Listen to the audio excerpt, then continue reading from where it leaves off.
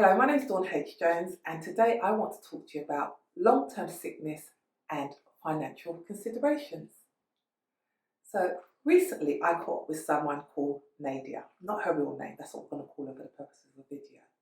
Now, Nadia is on long-term sick leave, and I wanted to say hi and just ask about her health and see how she was doing.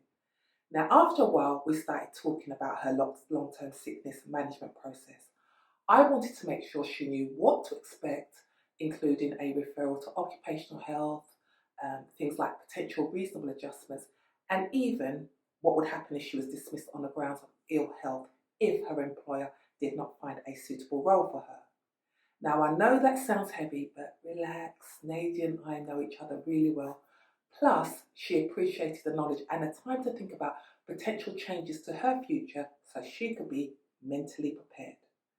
Now, that said, one thing was for sure. At the time we spoke, she would not be fit for work for at least 2 to 3 months. So we talked about her sickness entitlement, and she confirmed she's got generous entitlement, so that wasn't an issue at that moment. Next, I asked her, when you go on to half pay, will you have enough money? She said yes. And I suggested at the time that she start saving some money from her full-time equivalent salary to cover the potential shortfall of half pay, plus, to cover the future energy price increases. And she thought that was a good idea. Next, I asked her if she had enough money to cover her essential outgoings in the event that she was dismissed. I explained that she would also be entitled to contractual notice in this scenario. Tick, she said she had sufficient savings. Nadia found the conversation valuable because it gave her the opportunity to think about and plan for potential scenarios without feeling pressured. Now, of course, doesn't mean that everything that we discuss will happen. I mean, she may not be dismissed, for example, but what it does mean is that she can ensure she has sufficient finances should she be out of work for a while. Now, you may think, gosh, all of this is a bit stressful. And I understand that. Talking about money can be particularly difficult and probably more so in this current climate. However, I think not having a plan is much worse, especially when you're already unwell. It's one pressure no one needs at the best of times. Now, I mentioned earlier that Nadia has generous sick leave entitlement. However, it's also helpful to be aware that an employer can dismiss an employee before they exhaust their full sickness entitlement, as long as that employer has followed a fair process. So please do bear that in mind. Now, in another conversation, I shared information with Nadia about books and podcasts by financial experts so that she can use the time that she's off also to improve her financial knowledge and her position. So the bottom line is this. Nadia has a flexible plan to withstand various outcomes and look after her well-being. Now, if you are on long-term sick, here are a few tips for you. Number 1, read the sickness absence policy. Understand where you are in the process, timescales, and the next steps. If you have any questions about the policy and the process, speak to your manager, trade union rep, or HR colleagues. Number 2, obtain a sickness entitlement statement. Some employees can access these online. Alternatively, you can ask your payroll or HR department to send you a statement.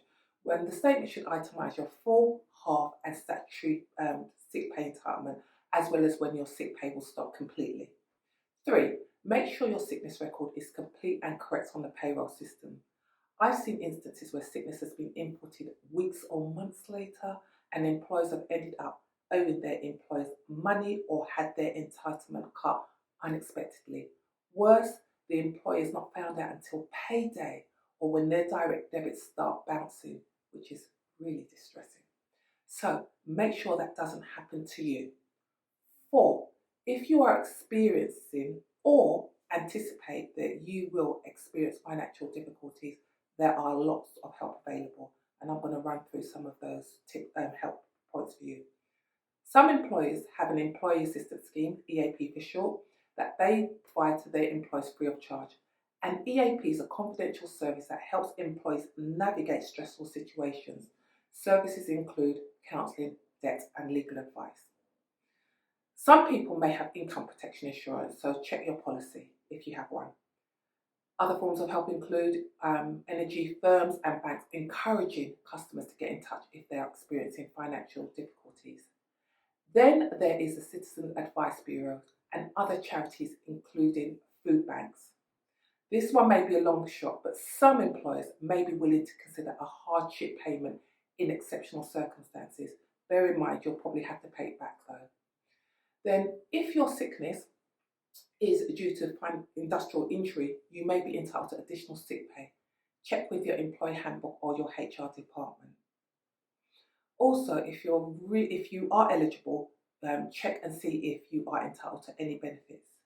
Now, I know all of this is a lot to consider, so let me do a quick recap for you. Read the policy and procedure, understand where you are in the process, timescales and next steps. Ask your manager, trade union rep or HR colleague if you have any questions. You also want to request a sickness entitlement statement, and this will help you with your planning options. Ensure that your sickness is complete and correct on the payroll system. You don't want any unpleasant surprises. Make a plan for your finances.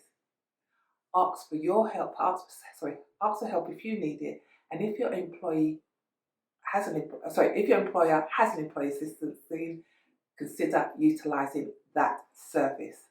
Some of you may have income protection insurance, and if that is the case, consider making a claim. Then there are organisations like banks and energy firms that are encouraging customers who are in financial difficulty to get in touch. And as for charities, check out support available from the Citizen Advice Bureaus and or food banks. In some instances, employers may be able to extend a hardship payment to employees in some instances. And also, if it's off sick due to an industrial injury, you may be entitled to additional payment. Now, last but not least, check if you are entitled to any benefits. And some of you may find it difficult or even annoying to ask for help. But do you know what? Sometimes it takes a team of people to help us to help ourselves, even more so when we are unwell.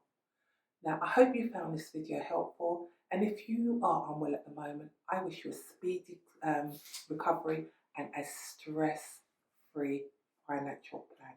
Remember to be HR wise and thrive. Bye-bye.